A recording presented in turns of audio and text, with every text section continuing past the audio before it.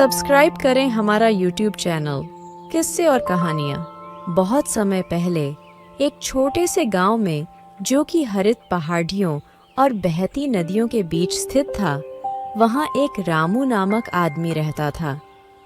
रामू स्थानीय दूध वाला था, जिसे लालची दूध वाला कहा जाता था। हालांकि उसका लालच धन के लिए नहीं, बल्कि सबसे अच्छी गायों और सबसे श्रेष्ठ दूध के लिए था। रामू हमेशा अपने काम में व्यस्त रहता था। गांव में उसकी छोटी सी डेयरी फार्म स्थित थी, जहां वह अपनी मूल्यवान गायों की देखभाल करता था। रामू हमेशा अद्वितीय और अजीब ब्रीड की गाय की तलाश में रहता था, जो सबसे स्वादिष्ट और क्रीमी दूध पैदा कर सकती थी।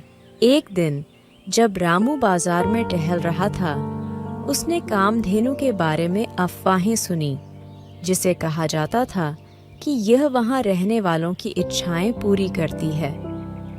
उत्सुकता और अपनी अदृढ़ कौशल के कारण प्रेरित होकर रामू ने इस पौराणिक गाय को खोजने का संकल्प किया। उसका सफर घने जंगलों, बड़े मैदानों और ऊंची पहाड़ियों के माध्यम से गुजरा। रास्ते में उसने विभिन्न चुनौतियों का सामना किया और उन किरदारों से मिला जो उसकी मदद करते थे। रामू की दृढ़ इच्छा और अटूट आत्मविश्वास से उसने जो कुछ भी चाहा, वह प्राप्त किया। आखिरकार मेहनती खोज के बाद रामू ने एक छुपी हुई घाटी को खोजा, जहां कहा जाता था कि कामधेनु निवास करती है। अपनी आश्चर्यजनक चमक और तारों की भांति चमकने वाली गाय के सामने रामू को हैरानी हुई। रामू हमिलते हुए कामधेनु के पास गया और उसे विनम्रता से साथ ले जाने का कारण बताया। रामू की ईमानदारी और सच्चाई को देखकर कामधेनु ने उससे गांव जाने का समझौता किया। वापस लौटते ही रामू की असाधारित खोज के बारे में शब्द फैल गए। गांव वाले खुश हुए और रामू की डेयरी फार्म अब पहले से भी ज्यादा फल दिखाने लगी। हालांकि कहानी यहाँ खत्म नहीं होती। रामू का लक्षित उद्देश्य गांव वालों के साथ इस अद्भुत दूध का आनंद लेने का धीरे धीरे पलट गया। जितना गांव वाले उसकी प्रशंसा करते थे, उतना ही उसकी प्रशंसा और सराहना के लिए उसका लालच बढ़ता गया। उसने कामधेनु का शोषण करना शुरू कर दिया, उसे अत्यधिक दूध देने के लिए बाधित किया और दूध को अपने लिए जमा करना शुरू किया। कामधेनु की स्वास्थ्य कमजोर होने लगी।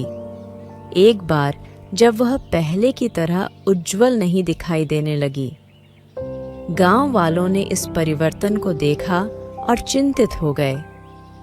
एक बुद्धिमान वृद्ध ने रामू के व्यवहार में परिवर्तन की भावना महसूस की और उसने रामू से इसके बारे में बात करने का निर्णय किया। रामू से मिलकर वृद्ध ने उसे कृतज्ञता और विनम्रता के महत्व के बारे में याद दिलाया।